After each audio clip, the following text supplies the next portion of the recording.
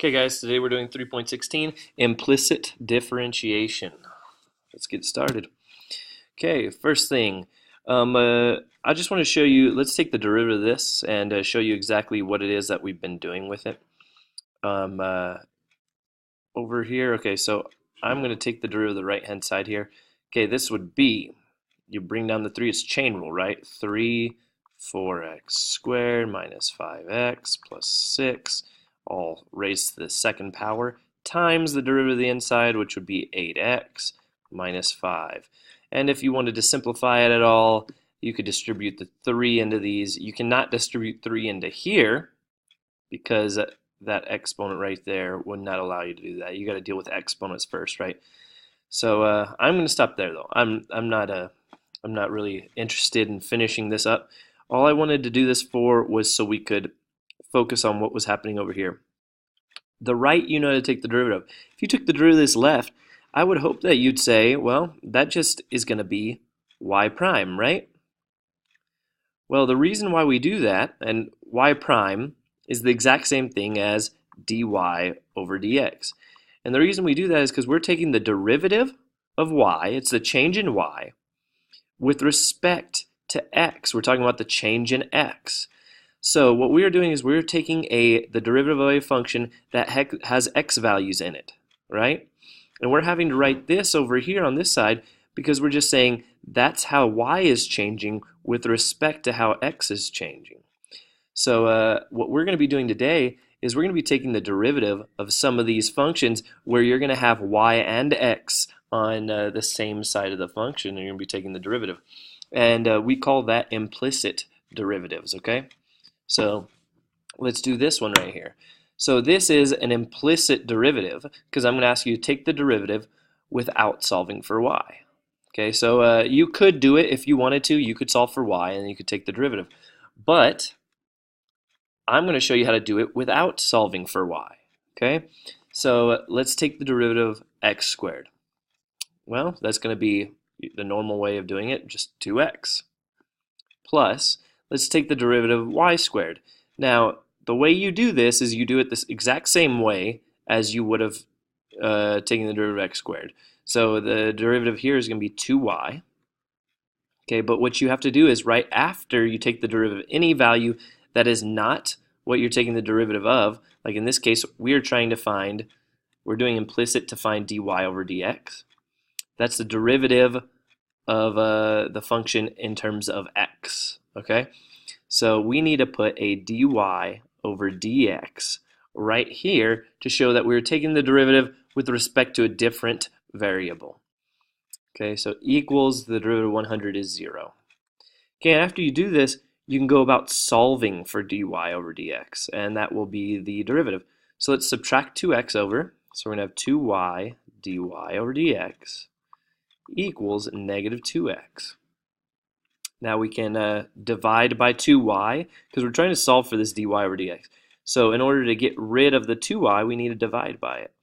So let's divide by 2y. That's going to leave us with dy over dx equals negative 2x over 2y. And just like before, this is solved for dy over dx. Just like before, we can simplify. These 2's can cancel out, leaving us with dy over dx is equal to just negative x over y.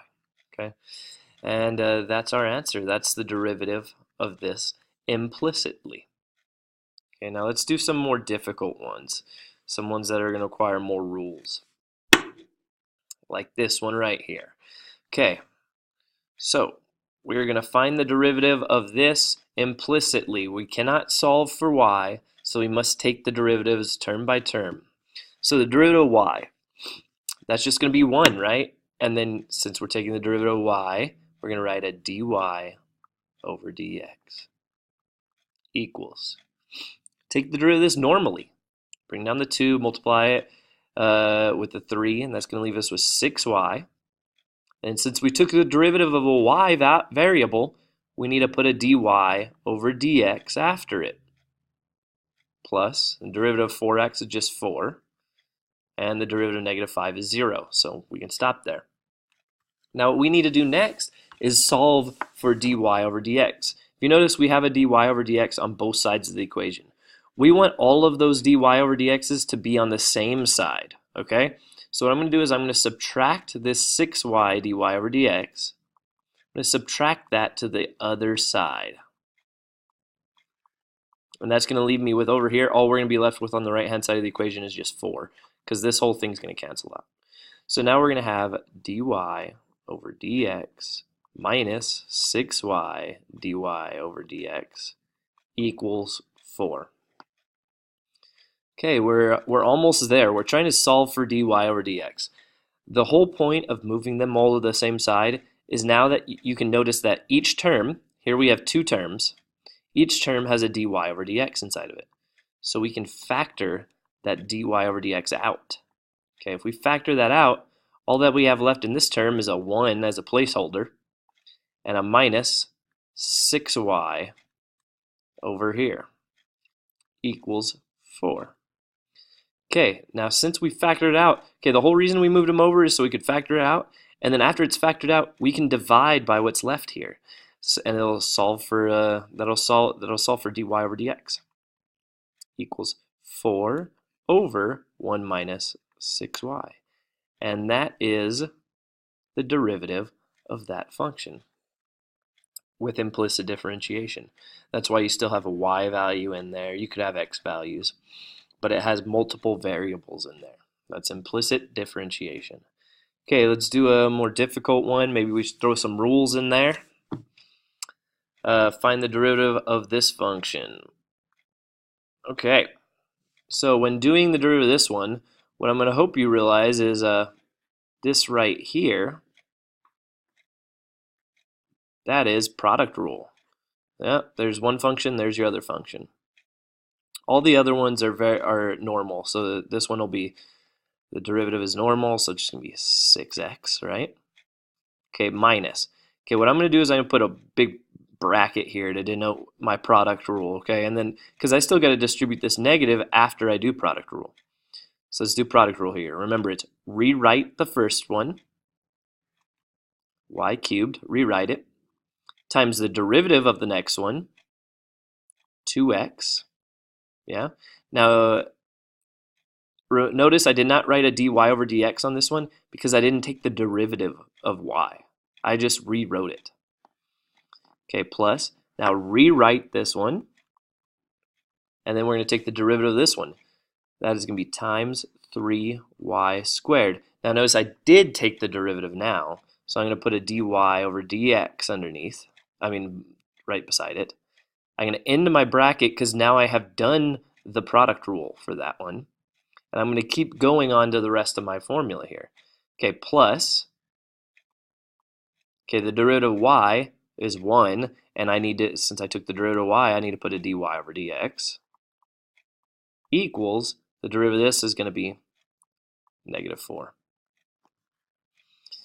Okay, now we just need to, let's simplify it all together because we got this negative to distribute. We can combine some other things. Okay, so 6x, this negative needs to distribute to both of these terms. We're going to have a negative. I'm going to rewrite this with the 2 in front. 2y cubed x. Yeah, that's just me distributing that negative into this first term. Okay, now I need to distribute into this one. I'm going to move that 3 out into the front. 3x squared y squared dy over dx plus dy over dx equals negative 4. Okay.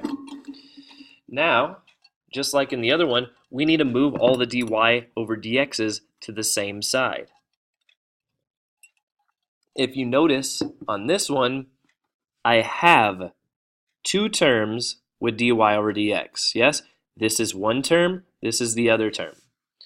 These 2 terms over here don't have a dy over dx. So I'm going to move those terms to the other side so I can get the dy over dx's on the same side by themselves. Okay, so I'm going to subtract 6x and I'm going to add the 2y cubed x all over here, okay? So now what I'll have left on the left-hand side is negative 3x squared y squared dy over dx plus dy over dx equals, okay, I'm going to have the negative 4, and then I subtracted the 6x over here, and I added the 2y cubed x over here. Okay, now the whole reason I did this, isolating the dy over dx's over here, the terms with these, is so I can factor out the dy over dx, just like I did in the last problem. So I'm going to factor out the dy over dx. That's going to leave me on this term with a negative 3x squared y squared plus 1. That's all that would be left here. Equals, I'm not going to mess with that side. It'll just still be the same thing. Negative 4 minus 6x plus 2y cubed x. Okay, the whole reason I did that is because now I can divide by this whole thing, and I am solved for dy over dx.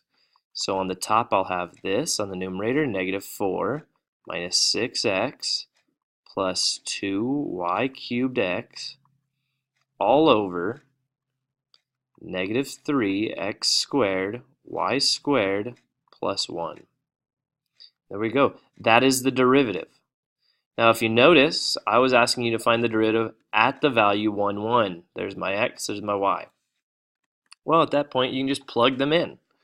Okay, so if you want it at 1, 1, let's do this. It's going to be negative 4 minus 6 times 1 plus 2 times 1 cubed times 1 all over negative 3 times 1 squared times 1 squared plus 1. Okay, that comes out to negative 4 minus 6 plus 2. So the top is going to be negative 8. That's what the top is. And the bottom is going to be negative 3 plus 1, which would be negative 2. And that's going to give me an answer of negative 8 divided by negative 2 is 4. Okay, and there it is, done at that point. Okay, I think I have one more example. Throw some trig in there, and we're done.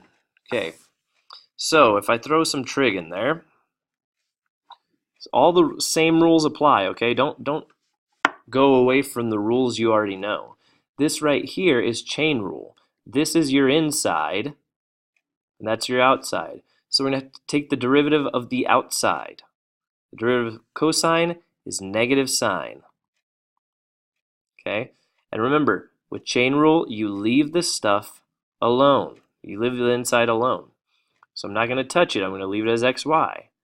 Then we multiply it by the derivative of the inside. Notice the derivative of the inside is going to be product rule. So I'm going to put this bracket for my product rule. Okay, there's where they split.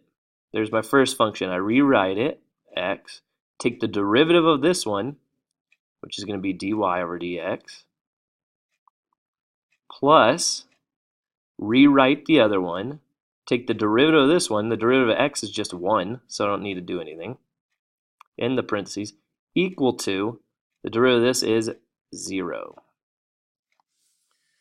Okay, when you have something like this, I highly suggest, instead of dividing by the negative sign, that's going to leave you with some ugly stuff. In this case, it won't, but I highly suggest distributing this sign into both of the terms. So that's going to leave you with negative sine of xy, x dy over dx. That's distributing to this first term, plus, or well, minus actually, so let me get rid of that, minus sine of xy, y equals 0. Okay, now what I'm going to do is I'm going to add this over there so I can get the dy over dx by itself on this side. So I'm going to negative sine of xy, x dy over dx equals, I am adding this over, so now it's going to be positive on the other side, sine of xy times y. And now I can divide by all this stuff that's multiplying with the dy over dx. So now I'll have, my answer would be dy over dx equals, leaving this alone, so sine of xy times y over negative sine of xy times x. And if you can simplify, then simplify. In this case, we have a sine of xy over here and on bottom, so we can cancel them, leaving us with our answer of negative y over x. and that is the derivative in this case. Okay.